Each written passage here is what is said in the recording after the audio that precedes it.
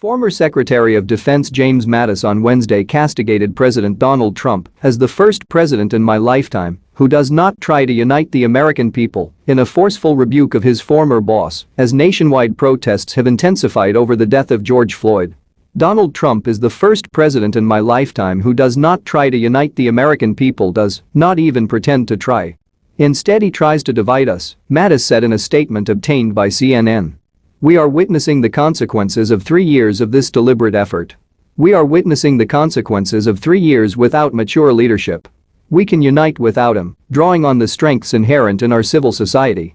This will not be easy, as the past few days have shown, but we owe it to our fellow citizens, to past generations that bled to defend our promise, and to our children. His pointed remarks follow more than a week of nationwide protests across the country calling for justice for Floyd, a black man who was killed last week by a white police officer in Minneapolis.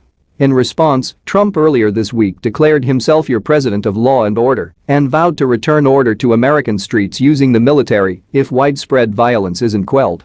The comments from Mattis are a significant moment for a man who has kept mostly silent since leaving the administration.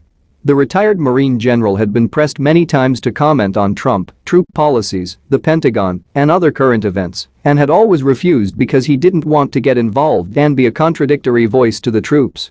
Instead, Mattis always insisted he had said everything he wanted to say in his resignation letter. And until a few days ago he had privately held to that view, but Mattis has become so distressed by the events of the last week that his views on speaking out changed. The remarks will be a significant moment for many service members who idolize the former defense secretary, who, despite a career based on loyalty and respect for the military chain of command, is sending troops the message that the country can unite without the president's lead. The president responded to Mattis in a series of tweets Wednesday night.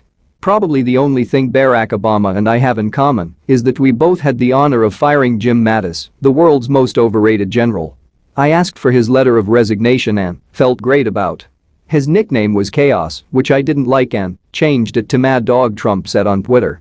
His primary strength was not military, but rather personal public relations. I gave him a new life, things to do, and battles to win, but he seldom brought home the bacon. I didn't like his leadership style or much else about him, and many others agree. Glad he is gone. A Trump campaign advisor took note of Trump's affection for having generals in higher-ranking positions early on in his administration, such as Mattis, former Homeland Security Secretary and Chief of Staff John Kelly, and former National Security Advisor retired Army Lieutenant Gen. H.R. McMaster. Trump loved calling them his generals, the advisor said. He loved his generals and now they've all turned on him, the advisor added. The advisor went on to note the Nazi reference in the statement. Mattis said, the Nazi slogan for destroying us was divide and conquer. Our American answer is in union there is strength. We must summon that unity to surmount this crisis, confident that we are better than our politics, was particularly pointed. That will leave a mark, the advisor said. The message comes after days of increased military presence in Washington. National Guardsmen and federal law enforcement have been stationed around the nation's capital in a show of force not seen in recent memory. Federal law enforcement officers violently broke up peaceful protests in front of the White House on Monday, apparently so Trump could stage a photo op at a church across the street from Lafayette Square, where protesters had gathered. The former secretary, who resigned from Trump's cabinet, also indirectly criticized current Defense Secretary Mark Esper's use of the word battlespace in reference to American cities.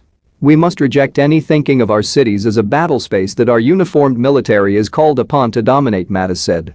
At home, we should use our military only when requested to do so, on very rare occasions, by state governors. Militarizing our response, as we witnessed in Washington, D.C., sets up a false conflict between the military and civilian society. It erodes the moral ground that ensures a trusted bond between men and women in uniform and the society they are sworn to protect and of which they themselves are a part. Keeping public order rests with civilian state and local leaders who best understand their communities and are answerable to them.